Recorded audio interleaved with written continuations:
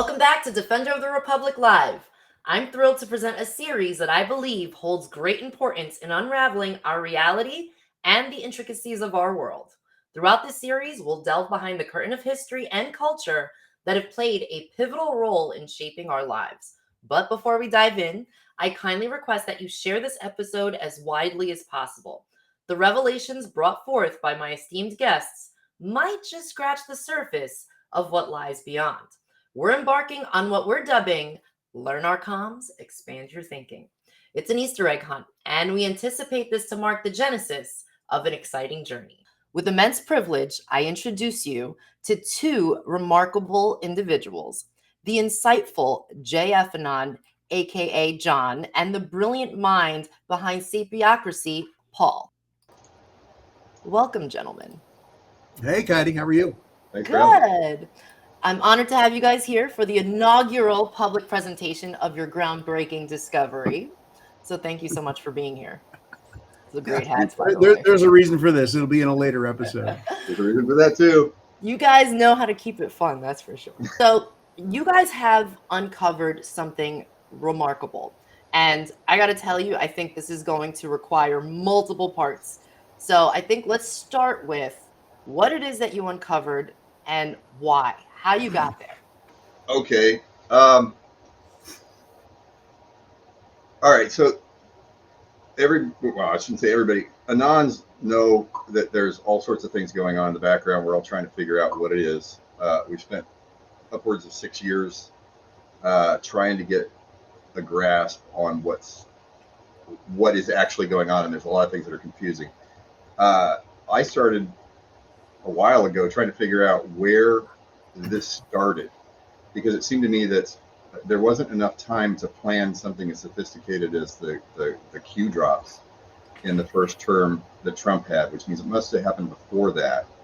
And that means that there must have been a legal way to do that, meaning a previous president had to be involved. And so I started looking back into the previous administrations, like Obama, and I started talking to all sorts of different people. John and I started collaborating together and trying to figure out what's going on. And so it snowballed. We got confused a lot. We were wrong a lot. Get used to being wrong, because what we're about to reveal, I think, and John, correct me if you think I'm wrong, I think most Anons have been wrong about a lot of stuff, and this is going to really twist your head. You got to lose your ego completely. Yeah, I mean, and we might be wrong about some of this stuff. We might be wrong about all of it. So we're not, there's not a thing we're trying to push here. I think it's just important. Here's what we've been seeing, and the way these dots have all kind of assembled, at least for us, it's like we really do think we're right. And there's going to be some stuff for sure in later episodes. The first time you see something unveiled, meaning behind it, you'd be like, oh my God. Yeah, of course that's what it is. How could I have ever seen it differently?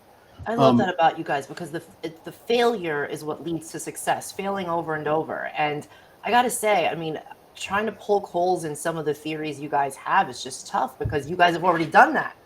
And that's what's important, is having that ability to know, hey, I could be wrong here, and then sharing that with others. So that's why I'm so grateful that you guys are doing this. Well, and also the further back in time you go, the murkier it gets and the harder to prove it gets, because the people involved are intentionally trying to hide it and obfuscate it. But also, the way that the people involved communicate is always tacit and vague, and they'll use meanings of words that are like the fifth most common meaning that nobody knows about. And some of the connections we're making, we're literally assuming, because there's no information to prove it, but you can see the context in 30 details around a situation. You can say this probably happened there, because it makes all these other things make sense. And so we're digging through a sea of crap, trying to put sense to it. So yeah, we can totally be wrong, or we can be right. Time will tell. Yeah. Well, before we get into the meat and potatoes of everything, right? It sounds like you guys have been working on this for a really long time. How much time have you guys put into this theory? That's a loaded question, because it depends on where you draw the line. I've spent, since November of 2017, I've got over 25,000 hours. I don't even know how long. but it passed 25,000 hours a long time ago. Just because I had the resources and the time to do it. So that's either a blessing or a curse. John, how long have you done it? Well, I came on a little late to Q. I came in April of 2018, so I was a little derelict in my digital soldier duty. But I probably have half the number of hours that Paul does. And when you talk about having the time and the resources, I probably really didn't have the time. A lot of nights, all kinds of anons can relate to that. I was never a night shift guy, but I mean, there's times that I probably should have been thinking about work, and I was definitely not thinking about work. I was squirreling down a rabbit hole or digging something up. But yeah, it's been, this where we're at now is basically the I don't want to say culmination, but everything that we're standing on right now is stuff that we spent time digging and trying to find. So we're where we're at now because of everything we looked at before. Agreed. Yeah, and I think that, a lot of anons forget, how grateful the world will be for the amount of time we've put into it, because there's so many things that we see that we're so confused about, and it's the people that have spent all of this time trying to figure it out for others and share that information. It's not like you guys get anything for doing that. It's just your love of humanity and caring about the future. So thank you for doing that. Yeah, and I have a little bit of an obsessive personality when I want to try to find an answer to something. And I want to make a really good point here too, is that it's not just my research that got me to where it was. It's not just Paul's. It's all these other anons that have thrown stuff out and thrown theories out and discovered things. There's no way that we would be where we're at right now. And I talk like we're at some crossing a finish line. We're not. We haven't. But there's no way we would be where we're at right now without all of the other anons. I mean, people that were throwing stuff on the Chans and on 8kun way before True Social even started, and people were throwing stuff there. Yeah. But that's the point of the series, right? And because I think collectively, what you guys have uncovered is probably 1% based on of what's out there. So if collectively we all work together to continue to uncover what it is that you guys are going to discuss, I think it's going to be monumental. Yeah, Paul, I would even say one more thing. I'm going to itch my head, and I've got a helmet there. Yeah, I can't wear my hat because I'm in Florida, and it's a fur hat. So the thing I wanted to mention though is that the stuff that we're going to talk about, for the most part, we're not going to throw a whole lot of sauce out there because the stuff is easily found. Really, so a lot of this stuff is Wikipedia, or you just look at it and you see when we kind of get into some of the very visual stuff, the PSYOP stuff. But it's important to remember that, yeah, we may not be bringing all the sauce for this.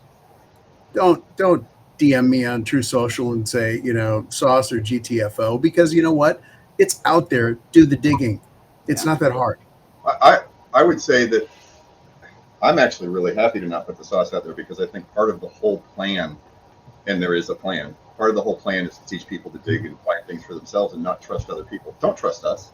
Don't trust what we say. If you think we're full of shit, go prove it. Yep. So let's get into it. All right. Where do we start, John? We're going to go back in time, starting from Q backwards. So I was looking at Obama, and if you look at December 29th. Wait, hang on 1 second, Paul. You mentioned it early on, but I don't think we should emphasize this. I think we got to emphasize the fact that it is one of our grounded assumptions, our foundation cornerstone, if you will, is that the Q op, would Q have started posting stringers and stuff that might have jeopardized a mission that we think has been going on for decades? Would they have taken any chance at all? No. No, there's no way. They would have had to have near total control, tactical and strategic, for Q to start dropping. It would be better to wait until you had control than it would be to risk any variability. Yep. So even what you said right there, as is mind blowing to me, because I know when I first was introduced to Q, I never thought that. I never thought, hey, maybe they've really got it all, and this is why they're ready to release this to the public. I never thought that way. You're right. Duh. As you start to get your head around, and it's kind of like being in Inception, this is going to hurt. There was huge reason why there needed to appear to be a conflict. And I'll just leave it at that for now. But okay, so we started trying to find the legal, like, is Obama a good guy or a bad guy? And I remember 6 or 9 months ago, I was saying, I think Obama might be a good guy. And everybody told me I was insane. But I kept looking things up and I kept finding things. And for example, on December 29th, 2009, Barack Obama signs an executive order that instantly declassifies all documents that conceal a crime. That goes all the way back to classification. I mean, everything the government's ever done that conceals a crime is instantly declassified. Anybody in a government office can make a photocopy, walk out the door, and give it to a news station. Yeah, Well, that was how the cabal. That was one of their main protections. They would just classify stuff that had nothing to do with national security or shouldn't have ever been classified. It got thrown in a drawer or thrown in a sock drawer. Yeah, because they said it was classified. Yeah, I've pitched this to many people in the last 6 months and said, explain to me why Obama isn't dead. If he did that and he's a bad guy, why is he still alive? Why haven't they rescinded it? Why didn't he get slapped? Yeah, because at least if he was a bad guy and he made a mistake, they would take it back. Right. So there's maybe 5 or 10 other things that I found about Obama that when you look at it through different lenses, like, for example, he increased the drone strikes. And there was all sorts of controversy about drone strikes on civilians. He increased the drone strikes like crazy. But everybody assumes that he's hitting good guys. But what if he was hitting bad guys? We don't know. But what if? You know, everybody assumes when he gutted the military that he was taking out good guys. But what if he was taking out bad guys? We don't know. And so when you put all that together, it became plausible that, wait, maybe there's more here, because there had to be a president who did something. Did Obama authorize something? We don't know. So you're saying the fake news might have been lying to us? Yeah, the fake news. No. You think it might be fake? Anyway, so then I found the iPet goat thing, and if you go to sapioplex.substack.com, you can read all about it. I did an exhaustive analysis on this. I don't think we should go into heavy detail, but it's good. iPet goat is a video. It's like 6.5 minutes long, I think, and it's communication between powerful factions. And I think it's there as proof that something else was going on, and we'll get into that later. But I found that media, and I did the analysis of it, and then we found other media. I found a video called "All Your Base or Belong to Us," which was just all the rage in the 2000s. It was the first viral meme, and John is the squirrel from hell. If he sees a detail that he gets curious about, he will not stop. I love that. I talked to John about iPad or about All Your Base or Belong to Us, and I showed him a few things and said, I think there's more here, and he just grabbed it and went crazy and figured out unbelievable amounts of stuff that's contained in this video. Once again, it's communications. It's not the same faction precisely as iPet Goat. Who do you think it is, John? I think it's NSA. Yeah, I think it's the white hats are communicating to the black hats, basically telling them that make your time. You guys are going to go down. And the images in there, not every image holds meaning. You know, there's one image of the Chick-fil-A cows that instead of saying eat more chicken, it says all your base or belong to us. But there are images in there that there is no mistaking that those were not randomly put in there. Yeah, this isn't an accident. It's impossible for it to be an accident. And if you guys know the video, you know that they took pictures of like real life signs and stuff like that, and then they changed the wording to say all your base.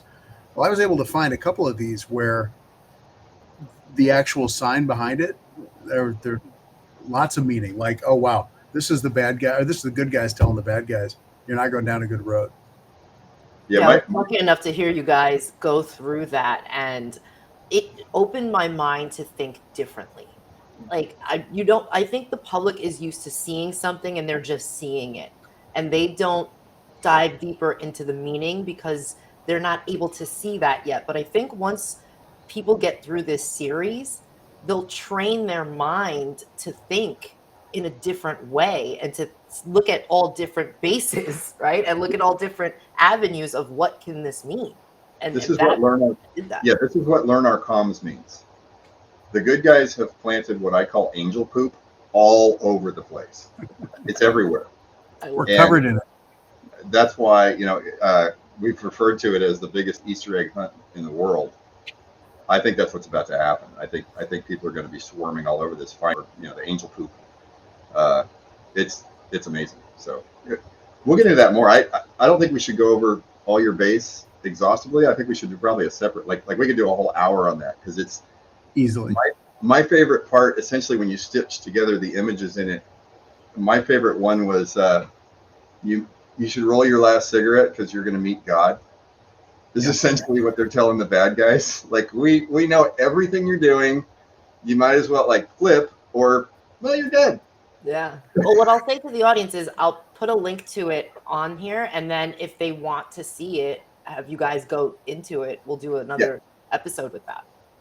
Yeah. So if I could throw my favorite image in there, I've got two, but one main one is there's a roadside in you see some prairie and some foothills in the background. It's just somewhere in the U.S.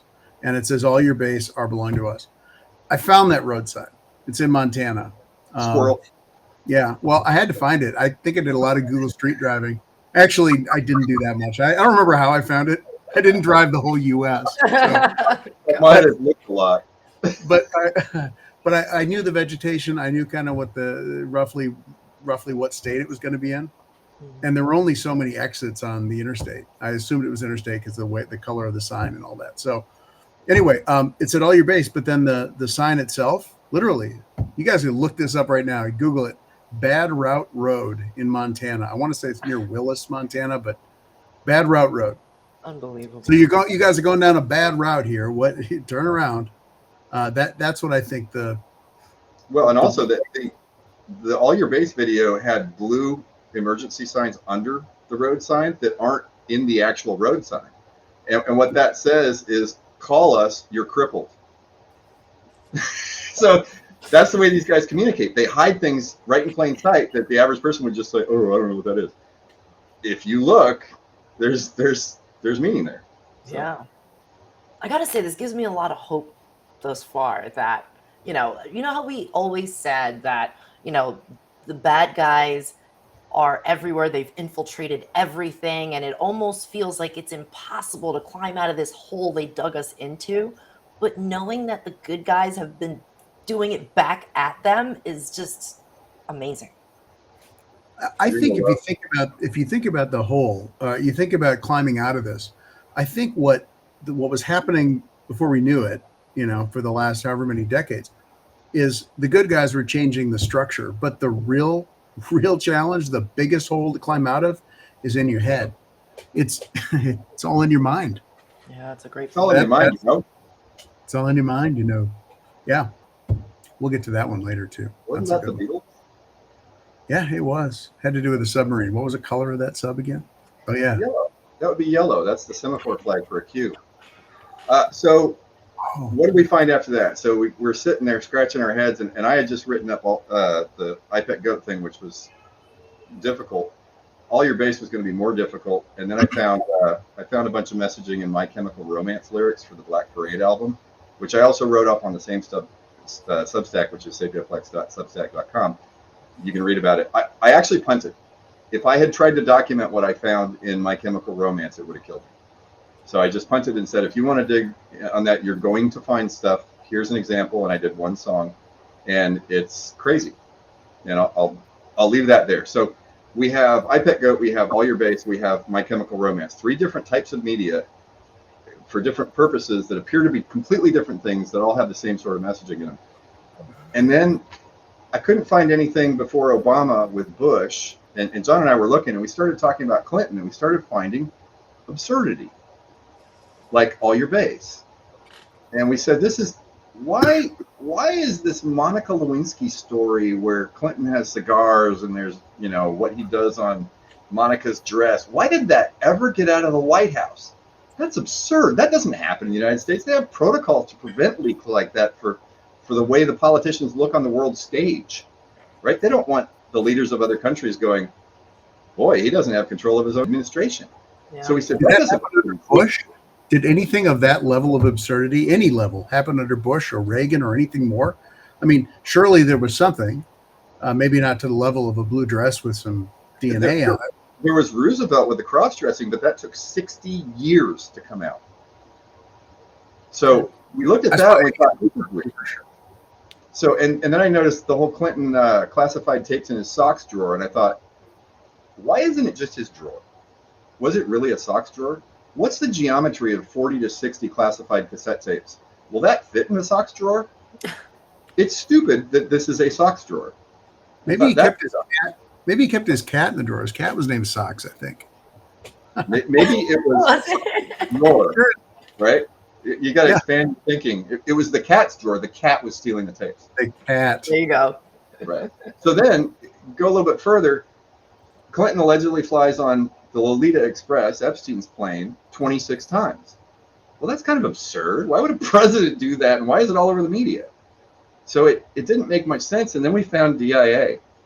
We started looking at the weird artwork, which a lot of people are familiar with. If you look at Denver International Airport, there's just this crazy artwork that's the most evil, demonic stuff you've ever seen. And people have done millions of hours worth of research on it. And the thing I noticed about it is if you look at the actual artwork, it looks like it was painted by a mid-level talent high school student.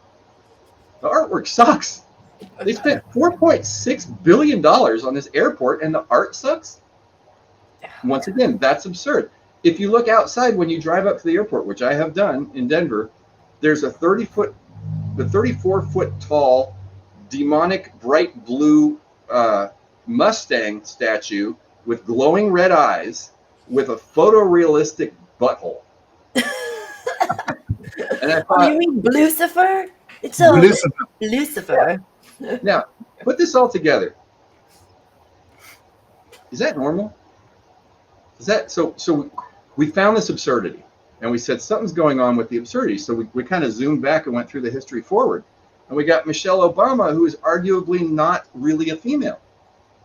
That's absurd. It's a man. It's a man. It's a man. There's a knob there. That is absurd, though. So this made us say, okay, 1992 DIA that's when it's really kicking off. That's the beginning of the Clinton administration, 93. It's got to be Clinton. So we dug and we dug and we dug and we tried to find anything that would indicate that Clinton kicked this whole thing off. We couldn't do it. So you want to go from there, John? I teed it up for you. Well, where exactly are we going? We're going to go back to the guy who figures heavily in the drops, JFK. Yeah, so every Anon knows. I mean, JFK is all over the drops. I mean, maybe not mentioned as many times, but it's clear that JFK is foundational to this whole thing. So we start looking at JFK and we start looking at his what did he do during his presidency?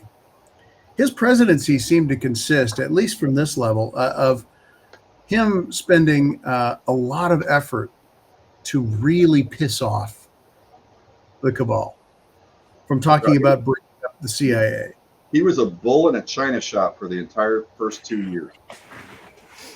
Yeah, he didn't stop. He had the executive order. I'm going to lose the number of it, but where the silver certificates of bringing a silverback currency. 11110. I was going to guess that. I thought that was the number I saw in my head, but wasn't sure. So then,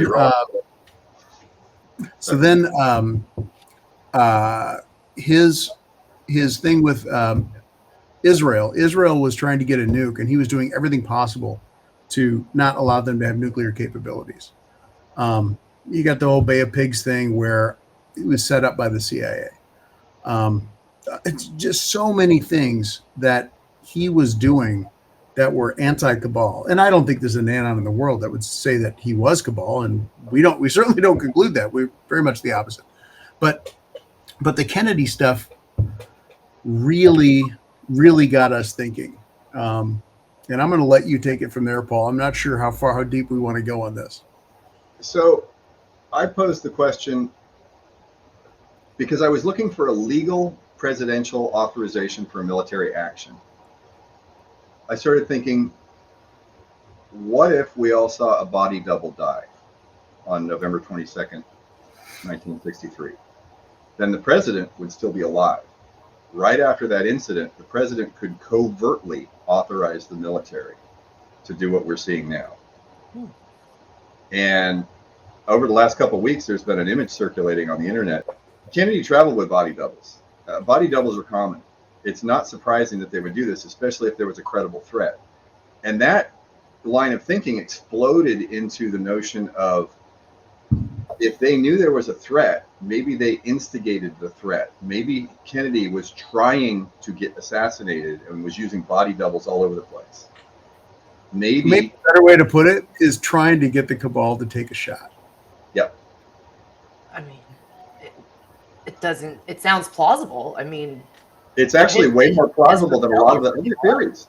It's a lot more plausible than a lot of the Kennedy assassination theories that are out there. That's true. Oh, they murdered a sitting president in public, broad daylight. Oh, let's let it go. Look at all the crazy stuff just on the day of the assassination. He's riding in an open car. Dallas wasn't especially friendly to Kennedy. The vehicle slowed down to 12 miles an hour in that little stretch, which was totally against presidential protocol. All the other stuff I can't totally verify, but there were supposedly cops there that weren't on normal duty and their uniforms weren't right. I'm not interested in going deep into that. It's more like. Yeah, I mean, I also saw that there were declassified documents that showed that intelligence knew that this was going to happen, right? And in multiple occasions where he actually had other events that they had intelligence this would happen at, and so they didn't go, or they changed something, or they increased security. So all of a sudden in Dallas, things are different. Agreed. Yep. So go ahead. No, I was just going to say, I think that if you go down this route and you just hold it as a possibility, because we're not saying we're right. I'm really leaning strongly into this, but we may be totally off. But if you hold that into your mind, and at the same time you say, well, how would a covert military operation, how would something happen to save our republic? What would need to be done legally? And I mean, if the sitting president was assassinated, maybe unsuccessfully in the true sense, and they knew who the people were that were behind it, and let's just say, what if the guys were, or what if intelligence was such that they knew that, oh my God, we have been infiltrated at every level, not just in the legislative, the judiciary, executive, and not just federal, but state. Yeah. We don't know how far this infiltration goes. And the remedies that the Constitution offers us are not adequate for that. Lincoln faced that same thing. He faced with, well, do I just go strictly by what the Constitution is ultra clear on and watch the Republic die? Or do I do something that to save the Republic that might be a little bit of a stretch, but maybe later would be viewed to be justified? Yeah. Well, and also Kennedy had Peds to work with. And so it's possible under the Peds to establish a state of emergency, which is not a declared war, a la Congress, that could enable the president to disable whatever parts of the Constitution he felt was appropriate. In other words, going to a state of war that isn't declared by Congress, sort of a continuity of government. Now, I'm not talking about continuity of government like what John Harold is saying, Patel Patriot, or Derek Johnson. I'm talking about something. This is much weirder, and it's much further back in history. And in order to believe this, you have to believe that what you saw on TV about Kennedy was actually a body double, and it's not true. It was reported wrong by the media. Oh, would the media lie? Right. There you go. Well, the other thing is, did the bad guys who did the hit even know? We don't know. So now, what this led to, I think we're going to get to in more detail in future episodes. But it makes an unbelievable amount of sense. I don't know how far. I think it'd be more naive to think that what we were shown by the media was all there was, and the full transparent truth. I mean, that we now know is naive thinking. Yeah. So that's why this makes so much sense, and to think the way you guys do with questioning everything and then finding more plausible, narratives makes sense. Yeah, there's some future stuff we could talk about that tie a lot of this legal discussion together. It doesn't fully resolve it. I mean, here's the thing. Just step back and forget all this for a minute.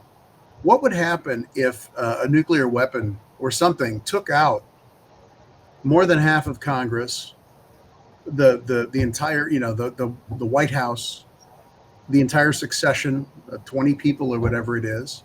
I know there's the designated survivor and all that, but I'm just saying, what would happen though if something were either the people were just gone, or if they had been so compromised to such a depth and such a breadth that there was no constitutional remedy for it? What would you do? Lincoln faced it, and he was judged later, and it's a mixed bag depending on who you talk to. Well, it wasn't really legal. Oh, well, then how do you save a republic? I mean, don't think that the cabal didn't know that would be a weakness in our Constitution. Don't think that they didn't know that. I mean, they've used our rules against us, the American people. They have used our rules to subjugate and subvert justice. I mean, look at lawfare. That's like a just a simple like lollipop in this whole thing. But that is. You talk pretty. I can't come up with a better analogy. I don't have enough gaps. It's a thing where you get, when you look at that, though, you've got Mark Elias, and he is confounding all of these efforts. Like, look, the Constitution's really clear. The state legislatures have plenary power to determine this stuff, and he's got his secretaries of state, and they are fucking around with mail-in ballots saying, yeah, it's all legal. And what Elias, their strategy is, fine, well, we know it's going to get challenged. We know it'll get thrown out, but by then the votes will be counted and our guys will be in. And then how do you go back and remedy that? And that is what we have faced every single effing election for decades.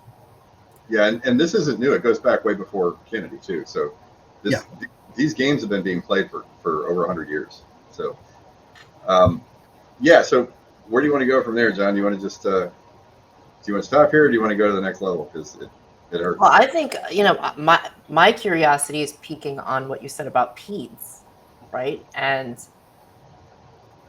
where does that come into play? Do we go back to the prior president? So PEDS are interesting because there's a lot of talk about them now in the Anon community and what they are and what they aren't and what they might be. I think suffice to say that the first president to ever use PEDS was Eisenhower. So talking about Eisenhower and his presidency, so PEDS are presidential. What's that? Eisenhower created them, but we don't know that he used them. That is correct. Right. That is correct. Although I don't think it's a big leap to think that if he created him, and why did he create him if he wasn't going to use it? Because it could be seen as a dictator. You create a law in the executive branch and then you use it, and therefore you're just basically subverting the Constitution. So I personally think he probably didn't use them, but he created them. He definitely created them. Yeah. All right, I'm going to look on that while we're talking because I think this is how the magic is made. Yeah, this is how we do it. It says it seems to have originated. This is a Wikipedia, and you know what? The reason I'm using Wikipedia is because I don't know that we're going to find the maybe even the real information, but if there's enough dots that tend to line up. We've actually found Wikipedia to be accurate enough for most stuff. Like there are a few details we found, like on the DoD website, that don't exist in Wikipedia. Like, for example, well, I'll just leave that one out for now. But yeah, there are some details that we found. But most of the stuff is actually in Wikipedia and appears to be correct. So yeah, so it basically says they originated in the Eisenhower administration. So you're right. So we don't know. We don't know if he created it. Actually, I think he did. Was it the D-12? Anyway, it doesn't matter at this point. I think relevant to the discussion is that they are associated. The origination of PEDS is associated with Eisenhower. Eisenhower's presidency was pretty interesting, and you look at what actually happened. So we ended the Korean War, which may or may not have happened, may have happened with any POTUS after Truman. But he ended the war. And, you think about Eisenhower as a statesman who understood military stuff. Well, that's obviously it's a good thing to end that war. It didn't really do a whole lot for us. The Atomic Energy Act of 1954. So what that did was that created a new level of clearance, which every anon will be familiar with, but it actually exists, Q clearance, which is the highest possible clearance. And the thing is, that is underneath the Department of Energy. It's not underneath the military. So it is potentially invisible to the military. Yeah. So, we talk about trust the military is the only way, all that kind of stuff. Well, maybe it wasn't fully cleaned out at that time. And what better way if you had a certain plan or certain things that you wanted to keep to a very small group of people? Q clearance. Also happens to be the 17th letter, which is a really good, really great letter. Probably my favorite. I love that letter. I like that letter. My favorite. P is my second one. I'm talking about the act. I'm talking about the act. No, I'm talking about the act. I mean, who doesn't like a good P? Oh, that's it. Look at the shirt. There it is. All right. Sorry. So this is how our calls go. When Paul and I talk, we end up. There's all kinds of questionable jokes. Anyway, so getting back to Eisenhower. So the Civil Rights Act of 1957 happened under Eisenhower, and he was totally in favor of it. He actually sent federal troops in, and it wasn't even a decision for him. He's like, yeah, of course, we are doing this. And I mention that only because Eisenhower was known as this military guy and all this stuff, but this guy really loved America. I mean, it's so clear that Eisenhower was obviously, I mean, that seems self-evident, but he didn't have to do that as president. Eisenhower cared deeply for America. It's interesting because I've been posting some Eisenhower quotes and I actually posted a phone call between Eisenhower and JFK, and some people thought that it was like a nefarious post, that I was trying to make JFK look bad because I tied him to Eisenhower. And I don't know why people look at Eisenhower as a bad person, but this may be eye-opening for some people who think that way.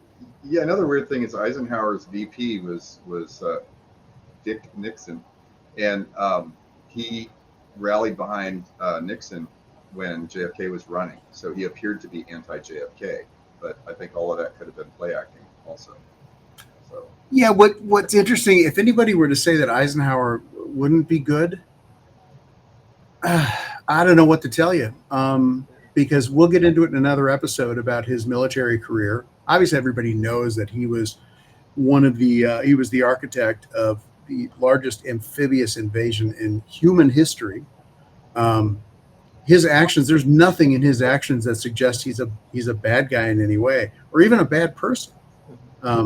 There's no way. I mean, I've read enough about the guy. He was a true patriot in the truest sense of the word. That's my take on it. Now, you can have your own opinion. That's cool. I just disagree with you. Under the Defense Reorganization Act of 1958, this is significant, and I don't think it was maybe it's not all that noticeable until you dig into it and understand what happened. Until that point, the combatant commanders all reported through, to get to the SecDef, they had to go through the SES, the Special Executive Service. If you know anything about the SES, that's the definition of deep state guys. These guys are career officers, and if they're corrupt, then you got a layer of corruption these combatant commanders have to go through, screws everything up, or potentially. So Eisenhower wanted a unified chain of command, like he had in World War II when he was the supreme commander of the Allied Expeditionary Force. So that was a huge thing. And it was interesting because he got criticism at that time. I think it was Carl Vinson, and there was a Navy ship named after Vinson. I think it's just interesting because I think Vinson was also a good guy. And he actually publicly said about Eisenhower in this defense reorganization, he said, he's just trying to emulate the Prussian model. And I think that's so interesting about Prussia, because if you guys haven't read Prussiagate at prussiagate.substack.com, A must read. you guys are missing a huge part of the oranges, frankly, the origins of the story. The origins of the story. Yeah. Thank you, Michael. Prussiagate is like an enormous mountainous primer on the bad guys and how they got here. It's mind blowing. If you haven't read it, read it. It'll take you a long time, because there's a ton of stuff there, but it really explains how this problem happened. I mean, start with the summary. I would say the summary is mind blowing in itself. Yeah. Yeah, I mean, look, the how would I even do a cliff notes of that? Prussia was a country back in the 1600s, Frederick the Great, but what they ended up doing, they believed in infiltration, not invasion, and that's in their stuff. That's in their. You find it in their philosophical writings. These Prussian philosophers. Yeah. Where else have we read that? Infiltration, not invasion. I think it might have been Q. Yeah, that's what it was. So the stuff is really relevant, and those guys came in, and they infiltrated America so many different ways. Mainly banking. That was their entree in. Cheating. You got to read for 40 or 50 hours to really understand this. Yeah, but when I started there is when it really drew me in, and that's why I think it's a good place for people to start. Yep. Go there. You really won't regret your time. I mean, it really gives a great frame for everything that came after, everything that we're talking about now. So anyway, that defense reorg happened, and I mean that would be a necessary step, right? If you guys if you wanted to take the cabal out of the mix, the deep state, well, that's one way to kind of cut some strings and give your combatant commanders and your military a little more leeway. So that happened. Another really interesting point, NASA was created in 1958. And what it did is it bifurcated, it separated the military space program. That became the U.S. Air Force's exclusive stuff. And NASA then became the civilian stuff. And under DOE? Yeah, well, very interestingly, they collaborate very closely with DOE, which that stuff might not be specifically visible to the military. So you have a potential there of Q clearance stuff in DOE doing things with NASA that the military doesn't even know about. That is interesting. Here's another interesting thing. In 1958, an interesting thing happened with Eisenhower and the Area 51. So Eisenhower was supposed to be getting reports from MJ-12. Those are the groups that the group that was dealing with Area 51 and S4. And these guys were not sending him reports at all. And so Eisenhower basically said, "Look, I'm going to read the quote because this is phenomenal. We called the people in from MJ-12, from Area 51 and S4, but they told us that the government had no jurisdiction over what they were doing." Sidebar, this is CIA, by the way, that he's talking to. "I want you and your boss to fly out there. I want you to give them a personal message. I want you to tell them, whoever's in charge, I want you to tell them that they have this coming week to get into Washington and report to me.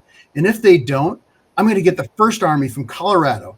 We are going to go over and take the base over. I don't care what kind of classified material you got. We're going to rip this thing apart." Almost like all your base belong to us. All your base. All your Yes, base. that's exactly it. Boom! I freaking love it. Wait a second. That's UFO stuff, right? La, la, la. It's UFO stuff. Is it possible that Eisenhower took the UFOs away from the bad guys? Oh. I love this Eisenhower guy. One of the great questions to ponder. Right. So it's interesting. Eisenhower had a lot of interesting things. The last thing I want to mention that is actually there's 2 things. A really big one for military intelligence. In 1959, they passed the National Security Act, an amendment. The original act was 1947. That created the CIA from the OSS, and it separated what 59 did. It separated out, created the NSA as we know them. And we love the NSA. They're probably listening to us right now. Hi, NSA. The NSA Hey guys. Can you imagine how many pictures of me they've seen? Yeah. Oh God. But what's interesting is that is the genesis of the NSA. The NSA, anybody who follows the drops knows the importance of the NSA. That happened under Eisenhower. That happened at his direction. That happened, the Congress passed it, but Eisenhower wanted it passed. Very interesting. The last thing I'm going to mention is something that'll probably come up in a later episode. We're going to refer to maybe the characterization of it. But so John Foster Dulles dies in early 1959. He gets replaced, but Eisenhower takes on kind of a new mantle where he takes more control over foreign policy. In the next 2 years, he travels to 27 countries and 300,000 miles. Very interesting. It was so notable that the press even called it the new Eisenhower. Who is this guy that travels so much? So it's interesting. So he took a lot of this stuff and he did this personally, going to other countries. Who's he talking to? You know, back channels are important. Back channels are very, very important. Very important. Where would he have established those back channels, John? Well, let's see. I suppose if you were the supreme commander of the Allied Expeditionary Force in World War II, you might have a lot of connections. Well, you would have commanded all of the Allied generals. And upon surrender, you would have had private conversations with all of the enemy generals as well. And you might want to talk about, hey, what's really going on? Maybe we should talk about this later. Yeah. Don't forget, even Russia was not an ally. Well, they were an ally, but they were not under control of Eisenhower. But Eisenhower spent a lot of times, there you go, with Zhukov. We lost 18 million men. We pissed. That's okay, man. You can take Berlin. That's why. So that it's just an interesting point. We're going to touch on that when we talk more about Eisenhower's earlier career. But his whole being was setting up these back channels, because look at the Q drops. How many times did Q talk about worldwide? This couldn't just be done isolated in America. What we're talking about, the awakening and all the structural change that's happening behind the scenes, that happened behind the scenes. So, actually, you're telling me we have Q thanks to Eisenhower, who set upon this plan that would go about even beyond his existence, and he wouldn't see the end game, but we would. I think Eisenhower is not the beginning part of this thing. We got to go back further, and that will definitely be another episode. It gets even weirder, but I do want to underscore a point. And I'll make this assertion. If somebody proves me wrong, oh well. But at the end of World War II, I'm going to assert that Dwight Eisenhower had the respect and the communication channels and the history and all that to have more contact with more leaders of military in the world than any other figure in human history. Wow. There was no better opportunity in human history to take down this enemy. Incredible. There, And I did. it goes back further. I want to say one more thing about Eisenhower's presidency.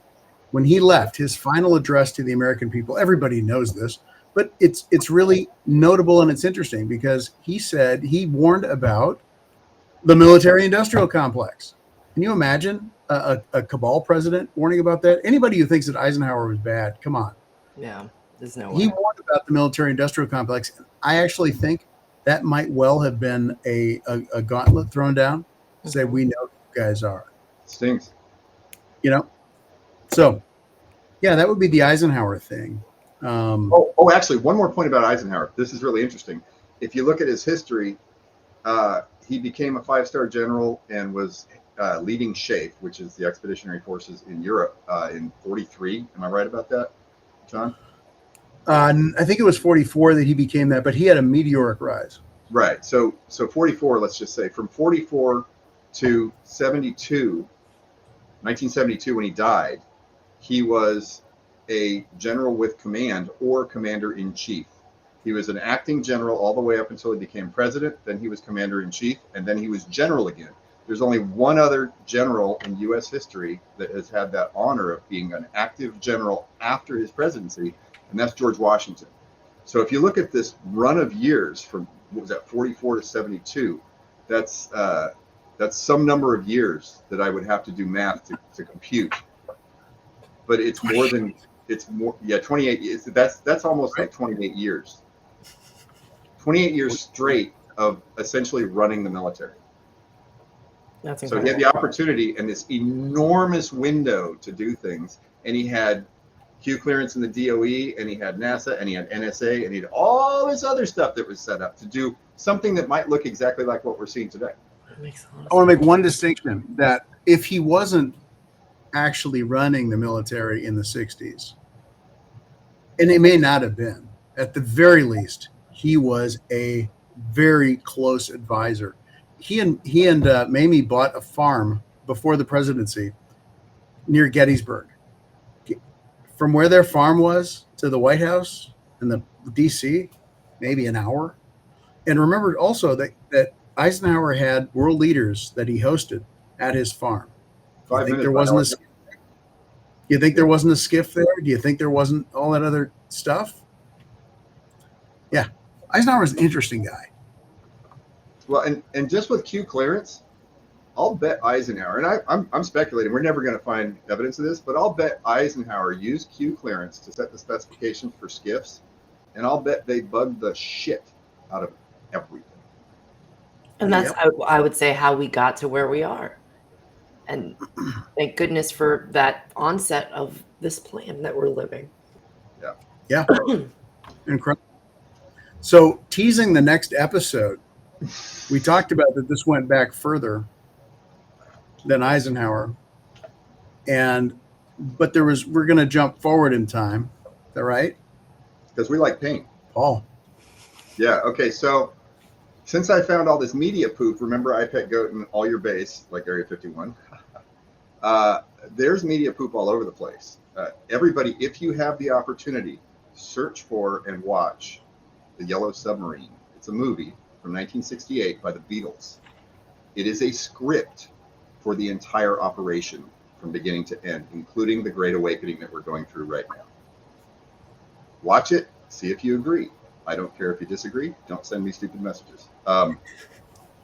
You're gonna be amazed at what you see, and we're gonna do another episode and cover this in detail, because you might not see some of the stuff, but you'll see a lot of it.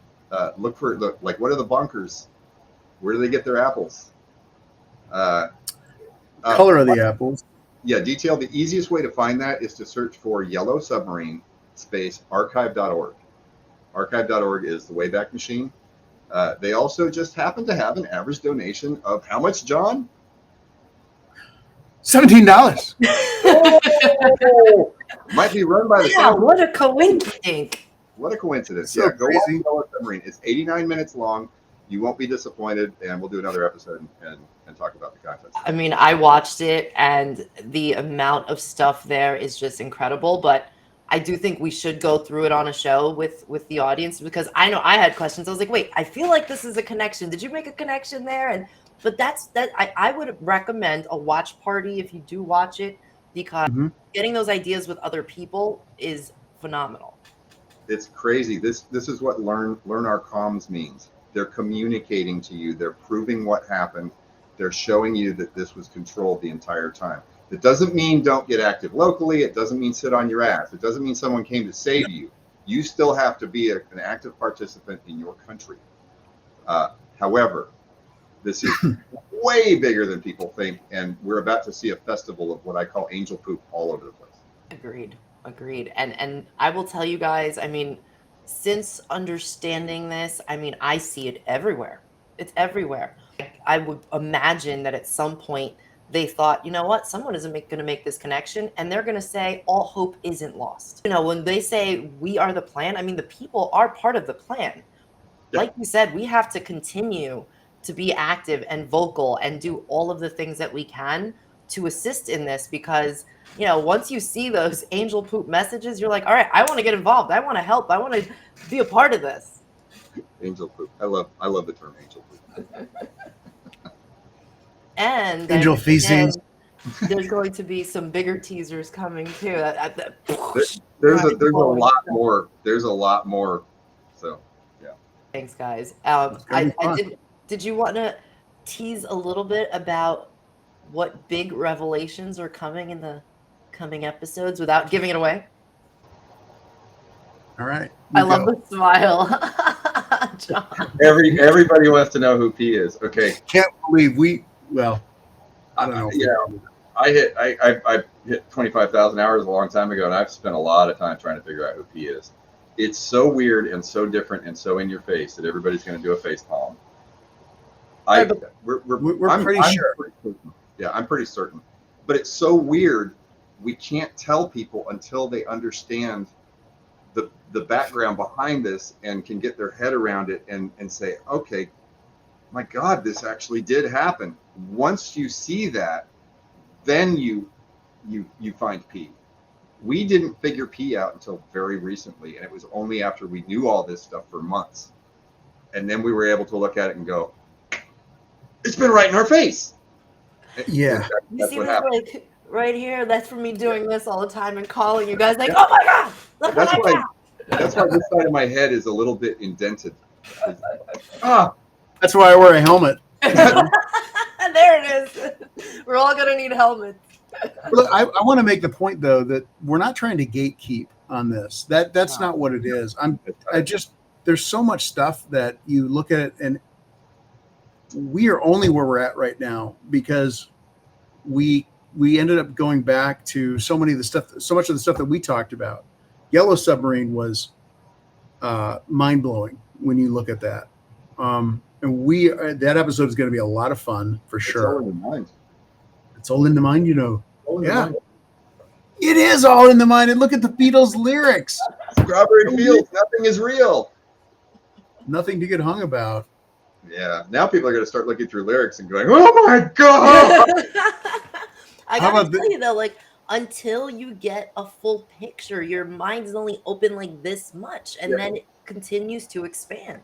Yeah, let me explain it this way. We can't disclose P because there's a risk of cognitive dissonance. Yes. Because people's first reaction would be, no, that's stupid, right? You're But if crazy. you go through the right pathway, it expands your thinking to the point where you say, holy shit, not only is that not stupid, it's obvious.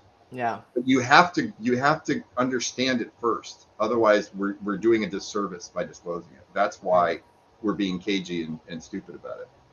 Yeah. It's not a condescending thing at all. You know, we the want first everybody time- to know too. What's that? We want everybody to know too. Yeah. We just have to get there. Agreed. Yeah, it's weird. Psyops are weird. They're So really strange. Very odd. Guys, I got to tell you, thank you so much for sharing this with me and with the public. I think it is so important that we learn comms, right? Learn to understand them, learn to see them, expand your thinking, because once you get there, the world is different. And I think I said this to you before, John. It almost makes me want to go back and relearn everything I've already learned because I know I'm going to see it differently. Yeah. It's just amazing. Yeah, the key drops are very interesting. Looking back again now, it's been in the last several months that we've been going down these rabbit holes and we see this stuff, and then you go back and you go, oh my God, look at that drop. That makes way more sense now. Yeah. But before it was we don't even know really what that means. Yeah. And it involves a lot of humbling yourself. Like you think you know everything, you know nothing. Yep. When we get into the media, it's actually kind of strange because there's different levels of messaging and different intensities. There's like one particular song I know that we'll be definitely hitting that is the most menacing piece of media I've ever seen. And when you understand why it's worded the way it is, you just go, holy crap, if I was a bad guy, I would literally have a full diaper right now. Yeah. Because I wear diapers. But then there's other songs that you can see the influence, but it's not so obvious that that's what it is. And I think the way it's designed, there's thousands of these pieces, I think, and it's designed so that when people start looking, they need the big pieces first, like Yellow Submarine, and then the slightly more vague pieces or the more subtle pieces and then all of a sudden they're going to see it everywhere, and that's the actual, I think, Great Awakening. I hope this is the last level, because we're living in freaking Inception, and this hurts. It really hurts your brain. So my brain hurts. Thank you so much, guys. We're going to do Yellow Submarine episode 2, I think, right? And Yeah. I would say homework for the audience, go watch it. And I'll post the link to it. Until next time. Thank you. yeah.